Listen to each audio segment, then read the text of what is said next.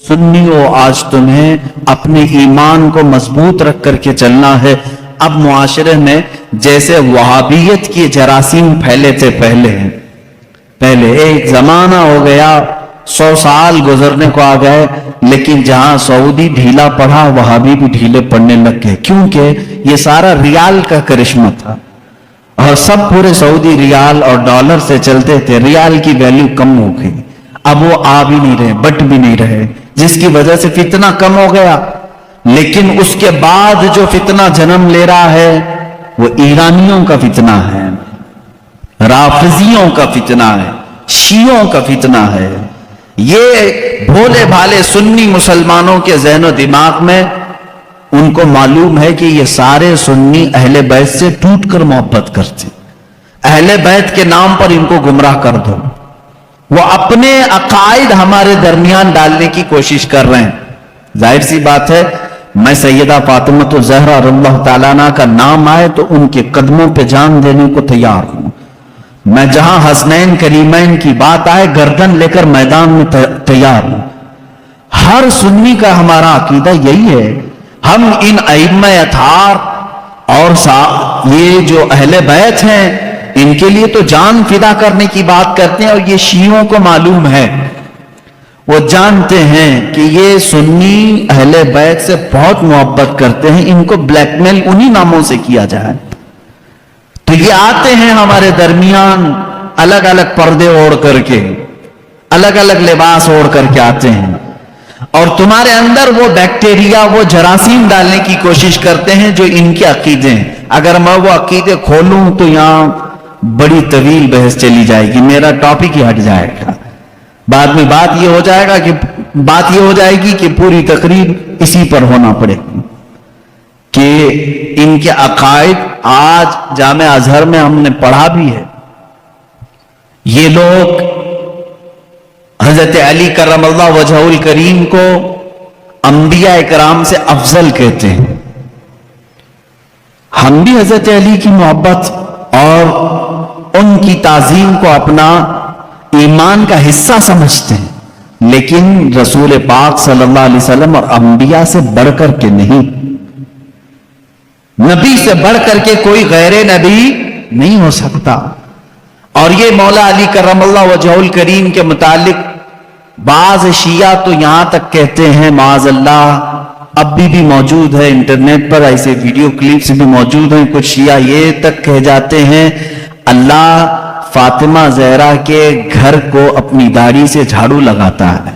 मुआज़ल्लाह रब्बिल आलमीन, नऊज़ बिल्लाहि मिन ज़ालिक। ये ऐसे जुमले हैं जिसको कहने से भी दिल कतराता है। अहले बैत की मोहब्बत सर आंखों पर, लेकिन इनको खुदा के दर्जे तक पहुंचाना ये शिर्क है। यही तो ईसाइयों ने किया। ईसाई पहले से सही मोमिन थे, लेकिन चलते चलते बाद में उन्होंने ईसा अलैहिस्सलाम को खुदा का बेटा कहना शुरू कर दिया, हजरत मरियम को खुदा की बीवी कहना शुरू कर दिया। इसी तरह शिया बिगड़ गए। सारे शियों की बात नहीं कर रहा, उसमें कुछ फिरके हैं जो गुलात हैं, गाली शिया हैं। अल्लाह उनकी नौसतों से महफूज रखे। इसीलिए मेरे अजीजों, अहले सुन्नत व जमात का दामन कभी तर्क न करना, कभी न छोड़ना। यह ऐसा दरमियानी रास्ता है जिस मसलक में आज हमें सहाबा की ताजीम भी सिखाई जाती है और अहले बैत अतहार की ताजीम भी सिखाई जाती है। यहां एक बाल बराबर भी हमें इधर से उधर होने नहीं दिया जाएगा। एक बात समझ करके चले।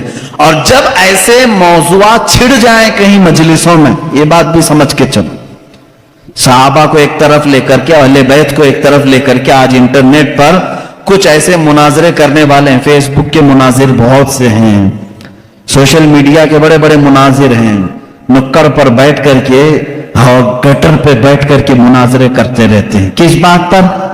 कि सिद्दीक़ अकबर अफजल हैं, कि मौला अली अफजल हैं, फातिमा ज़हरा खता पर थी, कि हजरत अबू बकर खता पर थे। मुआज़ल्लाह, तुम होते कौन इन बातों को छेड़ने वाले? 14 सदियां गुजर गई, न तुम उनके जमाने में हो, न तुम्हारे बाप दादाओं ने उन्हें देखा है। और आज बैठ करके तुम्हारा ईमान कितना है, तुम्हारा अमल कितना है, तुम्हारा इल्म कितना है, इतनी मुकद्दस हस्तियों पर तुम आज इंटरनेट पर बैठ करके मुनाजरे कर रहे हो। इन बहसों को छोड़ो। शैतान यहां तुम्हारा ईमान तबाह कर देगा। जब ऐसी बातें आ जाएं, सहाबा इकराम के आपस के जो भी मामलात हुए हैं, तो इन बातों को जब भी कोई तुम्हारे दरमियान छेड़े तो इतना कहें कि इन दोनों का मामला वो हल करेगा जो उन दोनों से बड़ा होगा। मैं कौन हूं? मैं तो 14 सदियों के बाद आया हुआ एक छोटा सा बच्चा हूं। अगर उन सहाबा के दरमियान कुछ मामलात हुए हैं तो अल्लाह मौजूद है, रसूल करीम सल्लल्लाहु अलैहि वसल्लम उनके सरपरस्त हैं। देखा जाएगा क़यामत के दिन उनके जो भी मामलात होंगे अल्लाह उनका फैसला फरमाएगा। तुम क्यों अपना ईमान खराब करते हो? मेरी बात समझ में आ रही है? सहाबा इकराम की बात आए, अहले बैत की बात आए, या उनके आपसी कुछ भी मामलात की बात आए, तो वहां से अपना दामन उठा लेना, फौरन उस महफिल को छोड़ देना। अपनी राय देने की भी कोशिश मत करना कि कौन सही था कौन गलत था। ये तमाम मामलात में अपनी राय भी मत दो, इसलिए कि फिर तुम्हारी भी पकड़ होगी। जिस दिन तुम ये कहोगे तो कयामत के दिन तुमसे भी पूछा जाएगा, तुम उन दो बड़े लोगों के दरमियान फैसला करने के लिए बैठे थे, पहले तू बता तेरे अमल का, तुम फैसला करने के काबिल हो। इसलिए मेरा तो तरीका यह है, जब बड़ों की बात आए, बुजुर्गान दीन, सलफ़े सालिहीन, सहाबा ताबईन की बात आए, कुछ भी उनके दरमियान अगर इख्तिलाफ भी हुआ हो तो उन तमाम इख्तिलाफात को अल्लाह के हवाले कर दो, अल्लाह रब्बुल इज्जत के हवाले कर दो।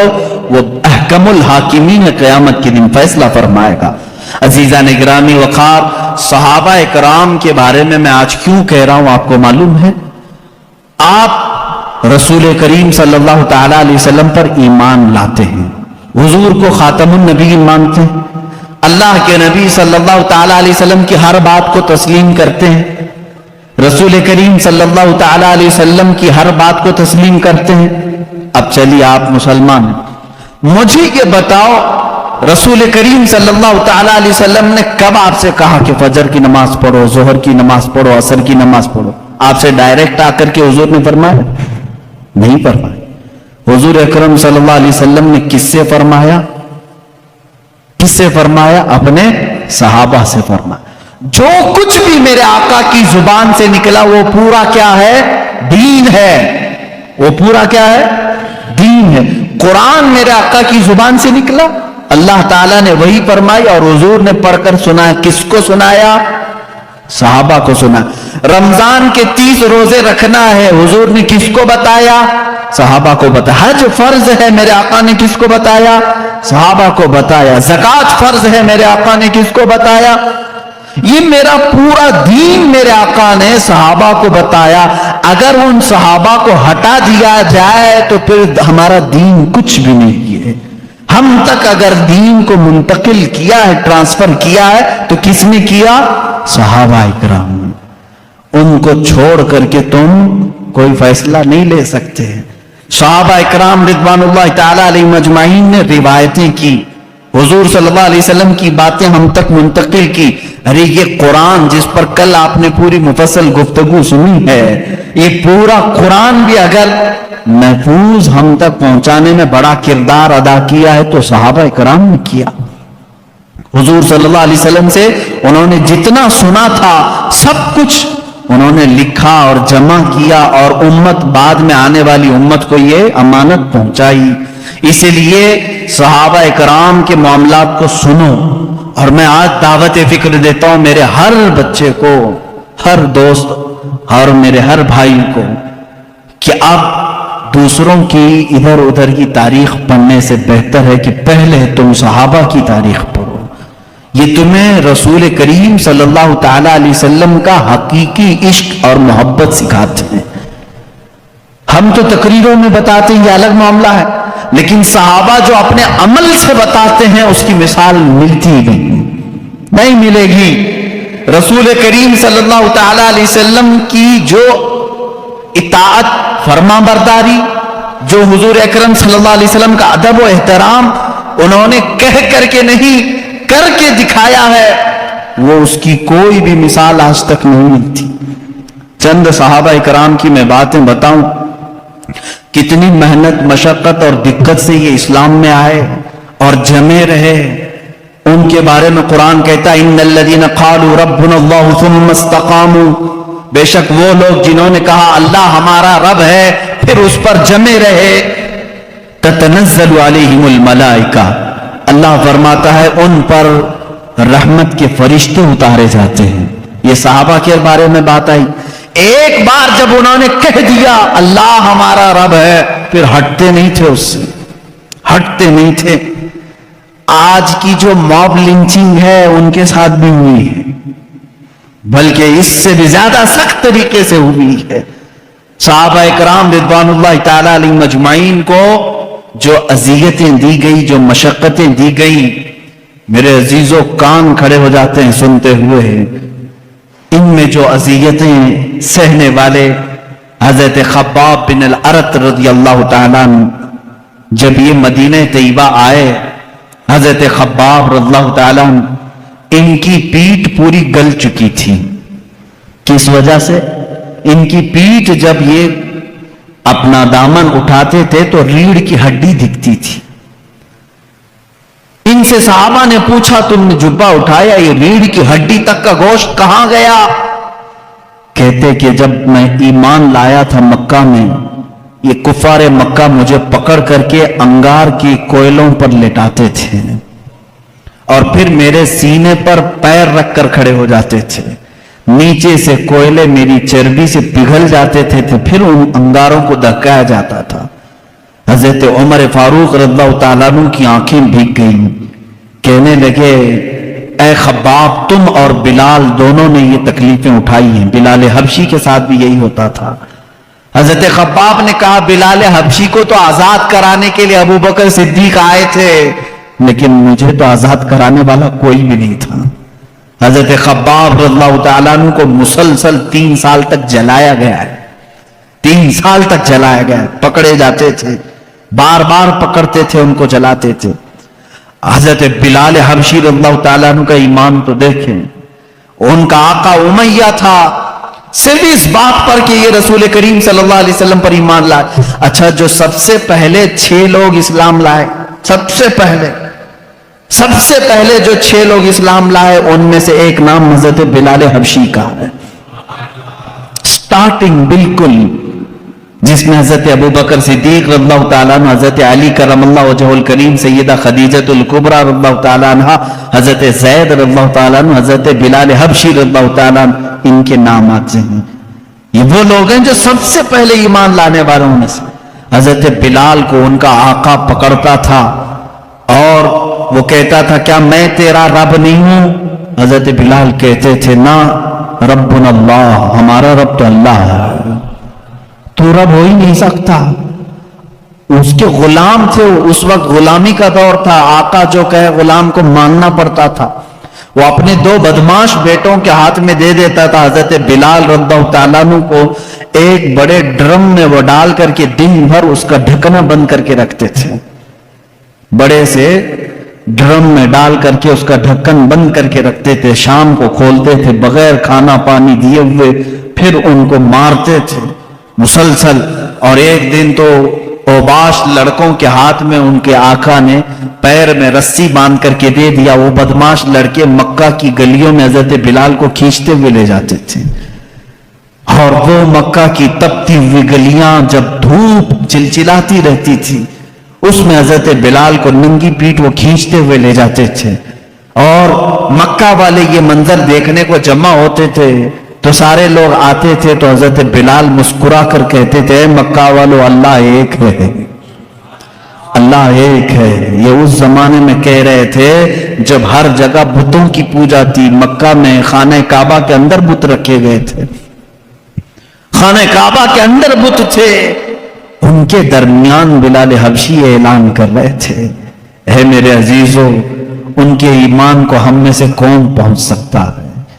آج ہم پر تھوڑی سی آفت بھی نہیں ٹوٹی کہ لوگ اپنا اسلام چھپانا شروع کر دیے۔ آج لوگ مصلحت کی بات کرنے لگ گئے۔ زمانہ ایسا ہے مولانا، اب تو سوچ سمجھ کے چلنا پڑتا ہے۔ میرے بھائی اب کی بات کر رہے ہو، کیا بلال حبشی کا زمانہ اچھا تھا؟ وہ زمانہ کتنا خطرناک تھا، کیا وہ زمانہ آج ہے تمہارے ساتھ؟ لوگ آج ہم سے کہتے ہیں نہیں اب ویسا نہیں چلے گا، اب تھوڑا سا زمانہ بدل گیا. اب زمانہ بدلا نہیں، یہ اللہ کا شکر ادا کرو کہ اب بھی اللہ نے تمہیں سجدوں کی اجازت دی ہے، یہ مہلت رکھی ہے، آزادی ہے آج بھی. پھر بھی تم مصلحت کی بات کرتے ہو. نہیں، سب کو راضی کرنے کے لیے اس بلال حبشی کو قیامت کے دن تمہیں منہ دکھانا ہوگا جو سارے بتوں کے بیچ میں کھڑے ہو کر کے کہتے تھے ربنا اللہ، ہمارا رب اللہ ہے، اللہ احد، اللہ احد، اللہ ایک ہے، اللہ ایک ہے. انہیں مارا جاتا تھا، اتنا مارا گیا حضرت بلال حبشی رضی اللہ تعالیٰ عنہ کو کہ پورے جسم میں اس کے داغ تھے، پورے جسم میں داغ تھے. اور ایک صحابی حضرت یاسر رضی اللہ تعالیٰ عنہ، یہ تو یمن سے چلے تھے اپنے گمشدہ بھائی کو ڈھونڈنے کے لیے. یہ آئے مکہ میں بھائی کو ڈھونڈنے کے لیے آئے تھے، ان کا ایک بھائی گم ہو گیا تھا. لیکن جب رسول کریم صلی اللہ علیہ وسلم کو دیکھے تو واپس نہ جانے کی بات کر کے وہیں ٹھہر گئے. وہ یمن کے رہنے والے تھے. کہا کہ اب اس زمین کو چھوڑ کر نہیں جاؤں گا، کہ اس لیے کہ اس چہرے کو دیکھنے میں آنکھوں کا ایک سکون ہی الگ ہے. وہ اپنے گمشدہ بھائی کو ڈھونڈنے کے لیے آئے تھے. حضرت یاسر رضی اللہ تعالیٰ ایمان لائے اور وہیں پر ان کا نکاح ہوا حضرت سمیہ سے. حضرت سمیہ ان کے نکاح میں آئی. ان دونوں کے نکاح کے بعد ان کے بیٹے پیدا ہوئے عمار رضی اللہ تعالیٰ عنہ. یہ پورا ایک خاندان، ایک فیملی کو بتا رہا ہوں میں. یاسر، سمیہ اور عمار، یہ تینوں ایک گھرانہ ایسا ہے. محبت رسول صلی اللہ علیہ وسلم نے ایک دن بھی ان کو چھوڑا نہیں گیا، ایک دن بھی نہیں چھوڑا گیا. یہ مکہ کے ابتدائی حالات میں بتا رہا ہوں آپ کو، جب حضور اکرم صلی اللہ علیہ وسلم کے صحابہ میں صرف 40 صحابہ بھی ابھی نہیں تھے، اور سخت ترین اذیتیں کفار دیتے تھے. جہاں کسی کو پاتے اور خبر ہو جاتی کہ یہ محمد صلی اللہ علیہ وسلم کے دین پر آ گیا ہے، اس کے ساتھ بہت برا سلوک کرتے تھے. حضرت سمیہ کو ابو جہل نے ایک بار پکڑا اور گھوڑے کے پیروں سے باندھ دیا. کیسے؟ گھوڑے کے سامنے کے دونوں پیروں سے ان کے ہاتھ باندھے، گھوڑے کے دونوں پیچھے کے پیروں سے ان کے پیر باندھے اور گھوڑے کو دوڑایا. جب گھوڑا دوڑتا تھا تو ان کی ہڈیاں سرکتی تھیں، ایک ایک ہڈی ٹوٹتی چلی گئی. اس وقت پورے مجمع میں لوگ تماشا دیکھنے کے لیے کھڑے رہتے تھے. اللہ ان کی مرقد پر گہر پاری کرے. سیدہ سمیہ رضی اللہ تعالیٰ عنہ اس حالت میں بھی کہتی تھی اللہ احد، اللہ احد، اللہ ایک ہے، اللہ ایک ہے. تم ہم سے ہمارا ایمان نہیں لے سکتے. یہاں تک کہ حضرت سمیہ رضی اللہ تعالیٰ عنہ کو گھوڑا دوڑاتے ہوئے لے آیا تو ابو جہل نے اپنے ایک نیزے سے ان کی شرمگاہ پر مارا، جس کی وجہ سے وہ شہادت پا گئی. اسلام میں سب سے پہلی شہیدہ حضرت سیدہ سمیہ رضی اللہ تعالیٰ عنہ. سیدہ سمیہ جن کو صرف اس بات پر شہید کر دیا گیا کہ وہ ایمان لائی تھی. اور جانتے ہیں آپ حضرت سمیہ رضی اللہ تعالیٰ عنہ گھر گھر جاتی تھی، عورتوں کو قرآن پڑھاتی بھی تھی، لیکن انہوں نے یہ کام ترک نہیں کیا. آخری وقت تک انہیں مارا گیا، پیٹا گیا، آخر میں شہید بھی کر دیا گیا. یہ دکھ برداشت نہیں ہو سکا. حضرت یاسر جو ان کے شوہر تھے وہ اسی دکھ میں تھے کہ میں یمن سے آیا تھا یا نکاح کیا، میری بیوی کو میرے آنکھوں کے سامنے مارا ہے. حضرت یاسر رضی اللہ تعالیٰ عنہ حضور صلی اللہ تعالیٰ علیہ وسلم کے پاس آئے، کہنے لگے آقا کیا کریں، غم برداشت نہیں ہوتا. اللہ کے نبی صلی اللہ علیہ وسلم نے فرمایا اصبروا فإن موعدکم الجنہ، تھوڑا اور صبر کرو، جنت تمہارے انتظار میں ہے. حضرت یاسر رضی اللہ تعالیٰ عنہ کو بھی ان کفار مکہ نے پکڑا اور ان کے ساتھ بھی بہت برا سلوک کیا، وہ بھی شہید ہوئے. یہ اسلام کے 2 سب سے پہلے شہید ہیں. حضرت عمار جو بیٹے اکیلے بچ گئے تھے، جن کی آنکھوں کے سامنے ماں کو بھی مارا گیا ہو، باپ کو بھی مارا گیا ہو، ان کو کفار مکہ نے بلا کر کے سمجھایا، دیکھ تیری ماں بھی چلی گئی اور وہ بھی बुरी तरह जख्मी थी, हड्डियां टूट गई थी। तेरे बाप भी दुनिया से चले गए, तो अकेला रह गया, क्यों मोहम्मद के पीछे लगा है सल्लल्लाहु अलैहि वसल्लम? क्यों तू अपने मक्का वालों को चिढ़ाता है? छोड़ दे इस दीन को, इसमें अमन है, खैर है, हम सारा माल तुझे देते हैं और तिजारत में तुझे माहिर बनाते हैं। हजरत अम्मार ने कहा, पहले अगर बोलते तो हो सकता है कि सोचा जाता, मैं अगर अपने बाप और अपनी मां के दीन को छोड़ूं तो गद्दार बेटा कहलाऊंगा। मुझसे ये कैसे मुमकिन है कि मैंने अपने आंखों के सामने देखा कि मेरे बाप ने जाते जाते मुझे ये वसीयत की है कि मर जाना तो ईमान पर मरना। मेरी मां ने मुझे ये सबक दिया है, मौत आए तो तुझे इश्क रसूल में आए, मुझसे तुम मेरा ईमान नहीं ले सकते। काफिरों ने वही किया जो हजरत बिलाल के साथ करते, बीच रास्ते में आग जलाई और उस पर हजरत अम्मार को लिटा दिया। उनकी पीठ जलने लगी, पैरों तक आग लगी थी, वो रोने लगे। इसी असना में मेरे आका सल्लल्लाहु अलैहि वसल्लम का वहां से गुजर हो रहा था। हुजूर अकरम सल्लल्लाहु तआला अलैहि वसल्लम से देखा न गया। हजरत अम्मार ने पुकार करके कहा, या रसूल अल्लाह सल्लल्लाहु अलैहि वसल्लम, देखें उन सहाबा की मोहब्बत को, हम में से कोई पहुंच सकता है उनकी मकाम को? क्या कहते हैं जानते हैं? हजरत अम्मार आग पर लेटे हुए हैं, कुफार मक्का वहां पर उन्हें जुल्म और अजियत दे रहे हैं। उस वक्त रसूल पाक सल्लल्लाहु अलैहि वसल्लम का गुजर हो रहा था। सिर्फ इतना कहा, आका अगर आप अपने अम्मार से राजी हैं तो मेरे सामने ये आग कुछ भी नहीं है। अगर आप राजी हैं तो मेरे लिए आग की गर्मी कुछ भी नहीं है। उस मकाम पर भी वो ये कह रहे हैं, ये नहीं कहा जल गया हाय हाय मुझे बचा ले, कह रहे हैं या रसूल अल्लाह अगर आप राजी हैं मुझसे तो फिर ये आग की तपिश भी मेरे लिए कुछ नहीं है।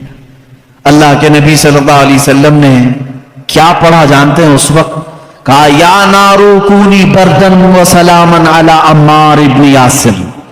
ये आयत तो हजरत इब्राहिम अलैहिस्सलाम के लिए कुरान में आई है। मेरे आका सल्लल्लाहु अलैहि वसल्लम ने फरमाया, ऐ आग ठंडी हो जा अम्मार बिन यासिर पर।